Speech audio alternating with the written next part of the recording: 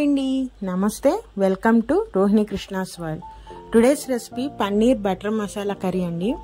ఈ కర్రీ మన నాన్లోకి కానీ రోటీ, చపాతీ, పూరి దేంట్లోకైనా చాలా బాగుంటుంది. అలానే జీరా రైస్లోకి కూడా కాంబినేషన్ చాలా బాగుంటుందండి. ఈ paneer butter masala curry preparation అనేది చాలా టైం టేకింగ్ కదా, కానీ నేను 10 నిమిషాల్లో మీకు ఈ కర్రీ ఎలా చేసుకోవాలో చేసి చూపిస్తాను. టైం తక్కువే కానీ టేస్ట్లో మటుకు ఏమాత్రం తేడా ఉండదండి. అదే టేస్ట్తో చాలా బాగుంటుంది. చాలా క్విక్గా కూడా తయారు చేసుకోవచ్చు. మరి అది ఎలా చేయాలో ఏంటో మీకు కూడా చూపిస్తాను. నా కిచెన్లోకి వెళ్ళిపోదాం పదండి.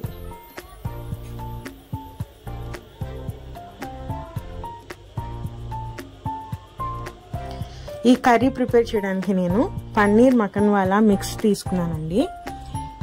ఈ పౌడర్లో ఈ కర్రీకి కావలసిన అంటే గ్రేవీకి కావలసిన అన్ని మసాలాలు కలిపేసిన మిక్స్ అండి ఇది నేను డీమార్ట్లో తెచ్చుకున్నాను. ఇది ఎలా చేయాలో, ఎంత క్వాంటిటీకి ఇది వాడాలో మొత్తం దాని వెనకాల డీటెయిల్స్ ఉన్నాయి. ఇది నేనైతే మొన్న డీమార్ట్కి వెళ్ళినప్పుడు నేను ఈ పౌడర్ తెచ్చుకున్నానండి. ఇంకా ఇంకో పన్నీర్ మటర్ మసాలా కూడా తెచ్చుకున్నాను.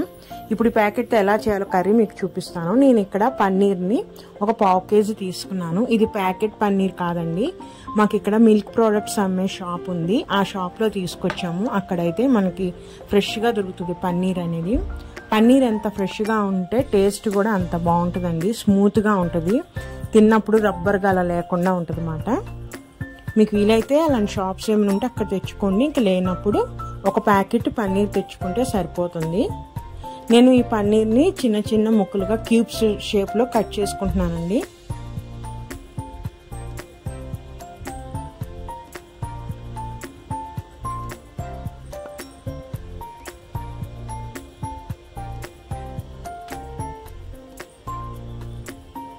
ఈ విధంగా క్యూబ్స్గా కట్ చేసి పక్కన పెట్టేసుకుంటున్నాను. ఇప్పుడు మసాలా మిక్స్ ఉంది కదండి, అది ఎలా కలుపుకోవాలో చూపిస్తున్నాను. ఈ ప్యాకెట్లో ఉన్న పౌడర్ మొత్తం నేను ఒక గిన్నెలోకి తీసేసుకుంటున్నాను.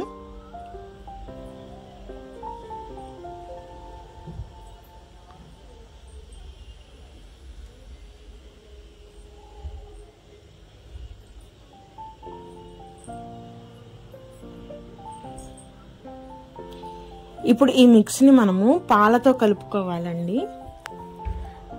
నేను ఇక్కడ ఒక 1/2 గ్లాస్ పాలు తీసుకుంటున్నాను. ఇక్కడ కాచి చల్లార్చిన పాలైనా తీసుకోవచ్చు, పచ్చి పాలైనా తీసుకోవచ్చు అండి. చూసారా, ఈ మిక్స్ ఇలా ఉంది పౌడర్ అనేది. దీంట్లోనే అన్ని రకాల మసాలాలు కలిపేసి ఉందండి అది. సో ఇప్పుడు ఆ పౌడర్ని మనము పాలతో కొంచెం కొంచెం పాలు పోసుకుంటూ ఉండలు లేకుండా క్రీమ్ లాగా కలుపుకోవాలి. లేదంటే ఒక 1/2 గ్లాసు పాలు కలుపుకొని ఒక 1/2 గ్లాసు వాటర్ కూడా కలుపుకోవచ్చు. కాకపోతే ప్యాకెట్ మీద ఎలా ఉందో ఇన్స్ట్రక్షన్స్ సేమ్ నేను అలానే చేస్తున్నానండి. వాళ్ళైతే మొత్తం పాలతోనే కలపమని చెప్పారు. ఈ విధంగా కొంచెం కొంచెం పాలు పోసుకుంటూ మనం మొత్తం కలుపుకోవాలి. ఎక్కడ ఉండలు లేకుండా మనకి గ్రేవీ కన్సిస్టెన్సీ వచ్చే వరకు కలుపుకోవాలన్నమాట. మనం పౌడర్ మిక్స్ చేసేసుకున్నాం కదా. ఇప్పుడు స్టవ్ మీద కడాయి పెట్టేసుకుందామండి.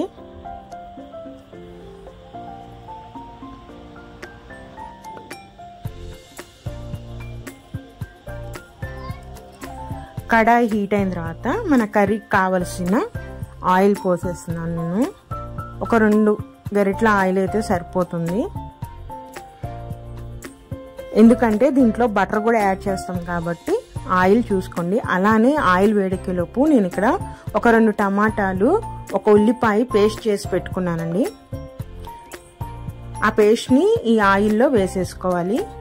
అంతేనండి, మనం ఇంకేం లేదు. మనం పన్నీర్ తెచ్చుకొని కట్ చేసుకోవాలి. ఈ ఉల్లిపాయ, ఈ టమాటాలు అనేది పేస్ట్ చేసుకొని పెట్టుకోవాలండి.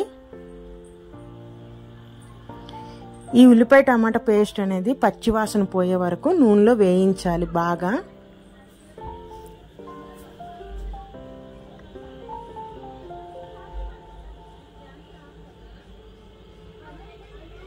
బాగా వేయించాలండి.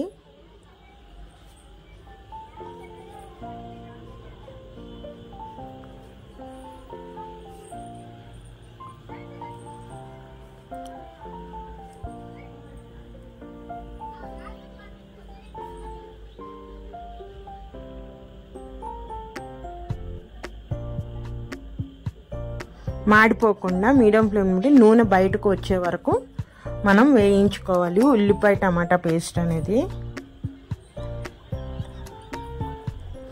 ఇప్పుడు ఆ ఉల్లిపాయ టమాటా పేస్ట్ ఎప్పుడైతే వేగిందో మనము ఇందాక మిక్స్ చేసుకున్న మనం పన్నీర్ మిక్స్ ఉంది కదా, అది మొత్తం వేసేసుకోవాలండి కడాయిలో.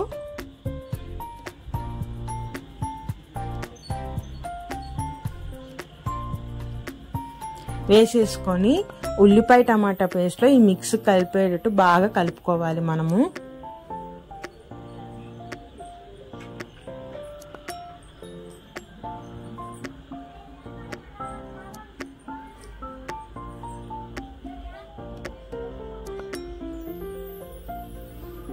ఈ విధంగా ఉల్లిపాయ పేస్ట్లో ఇది మిక్స్ అయ్యేటట్టు బాగా కలిపేసేసుకొని మనము ఇప్పుడు మూత పెట్టేసేసుకొని ఒక 2 నిమిషాల పాటు వేయించుకోవాలండి. ఎందుకంటే మసాలా పచ్చిదే, ఉల్లిపాయది కూడా ఉంది కాబట్టి ఆ 2 మిక్స్ అవ్వాలి. 2 నిమిషాలు మీడియం ఫ్లేమ్లో పెట్టేసుకొని మనము వేయించుకోవాలి.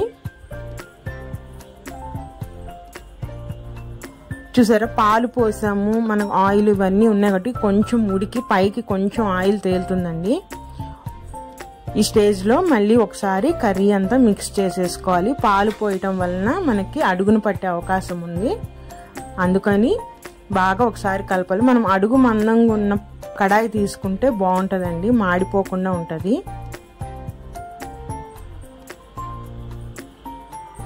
కలిపేసుకొని ఇప్పుడు ఒక మసాలా అంతా వేగింది కాబట్టి ఇప్పుడు నేను కొంచెం వాటర్ పోస్తున్నాను.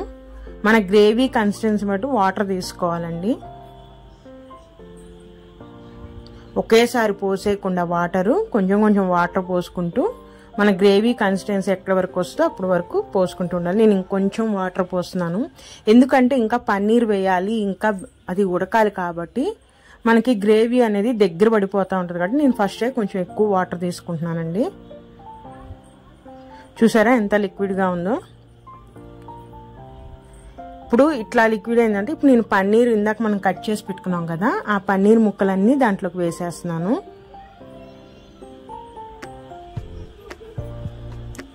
వేసేసుకొని పన్నీర్ ముక్కలన్నీ ఇప్పుడు ఆ గ్రేవీలో కలిసేటట్టు ఒకసారి కలుపుకోవాలి. అలానే ఇప్పుడు ఈ స్టేజ్లోనే నేను ఇక్కడ బటర్ అండి, ఇది అమూల్ బటర్ ఉంది కదా అది తీసుకుంటున్నాను. నేను 1 టేబుల్ స్పూన్ అంతా బటర్ వేసేస్తున్నాను కర్రీలో.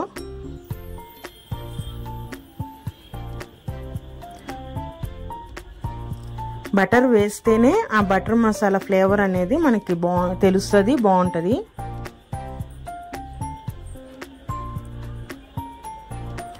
ఒకసారి బటరు పన్నీరు మొత్తం ఆ గ్రేవీలో కలిసిపోయేటట్టు కలిపేసుకొని మళ్ళీ మనం మూత పెట్టేసుకొని ఒక హై ఫ్లేమ్లో మనము ఒక 3 మినిట్స్ పాటు ఉడికించాలండి.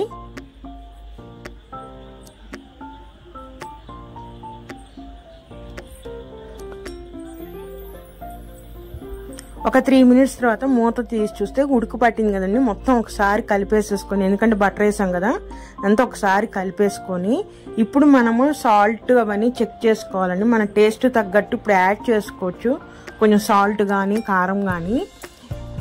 ప్యాకెట్లోనే సాల్ట్ కారం అన్నీ కలిపేసి ఉంటాయి, కాకపోతే మన టేస్ట్ తగ్గట్టు కూడా మనం కర్రీని కొంచెం సాల్ట్ కానీ కారం కానీ యాడ్ చేసుకోవచ్చు ఈ స్టేజ్లో. నాకైతే సరిపోయింది.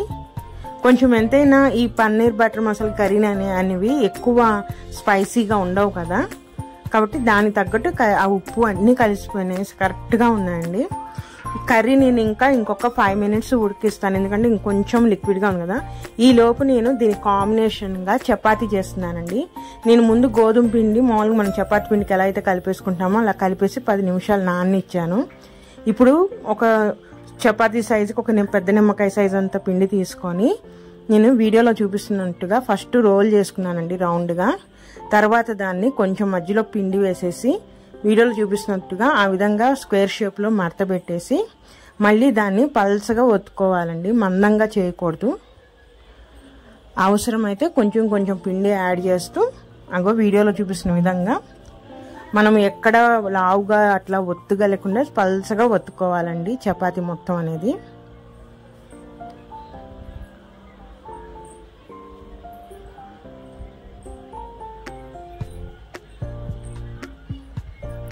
మామూలుగా చపాతీ సింగిల్ పొరతో మనము చేసిన చపాతీకి ఇట్లా మడత పెట్టి చేసిన దానికి టేస్ట్ చాలా వేరుగా ఉంటుందండి.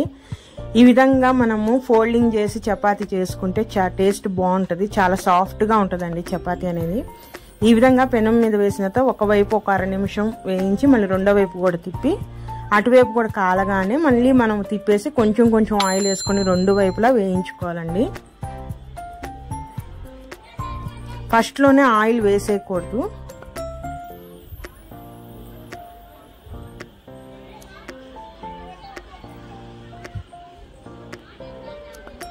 ఈ విధంగా సిమ్లో పెట్టుకొని మనం చపాతీని కాల్ చేసుకోవాలండి. నేను అలాగే అన్ని చపాతీలు రెడీ చేసేసాను.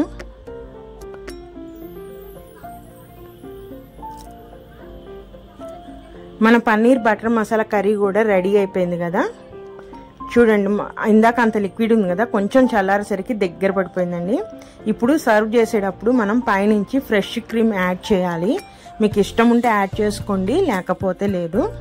ఈ క్రీమ్ యాడ్ చేయడం వల్ల ఇంకొంచెం స్వీట్నెస్ పెరుగుతుందండి. అది ఇష్టం ఉంటే కలుపుకోండి, లేకపోతే లేదు. చపాతీలోకి నేను ఆ పన్నీర్ బటర్ మసాలా కర్రీ వేస్తున్నాను. మీకు ఇంకొంచెం తిక్కుగా కావాలంటే గ్రేవీ ఇంకొంచెం సేపు హై ఫ్లేమ్లో ఉడికిస్తే గ్రేవీ అనేది తిక్కుగా అయిపోతుంది. మాకు అట్లా కొంచెం కన్సిస్టెన్సీలోనే కావాలి. చపాతీ చూసారా ఎంత సాఫ్ట్గా, ఎంత బాగుందో. పన్నీర్ కూడా చాలా సాఫ్ట్గా ఉందండి. టేస్ట్ చేస్తే చాలా బాగుంది కాంబినేషన్ అనేది. చపాతీ అలా పొరలు పొరలుగా అలా ఫోల్డ్ చేసి చేయటం వల్ల చూసారా ఊరికి ఒక్క చేతితోనే అలా తునిగిపోతుంది. ఎంత సాఫ్ట్గా ఉందో, చాలా మెత్తగా ఉంది చపాతీ అనేది. ఈ విధంగా చేసుకోవడం వల్ల చాలా సేపు వరకు కూడా మెత్తగా ఉంటుంది. మరి ఇదేనండి ఈరోజు వీడియో. నా వీడియోస్ కనుక నచ్చితే ప్లీజ్ సబ్స్క్రైబ్ మై ఛానల్, అలానే లైక్ చేయండి. మరి ఉంటానండి, మరొక మంచి వీడియోతో మళ్ళీ కలుస్తాను. ఉంటాను, బాయ్.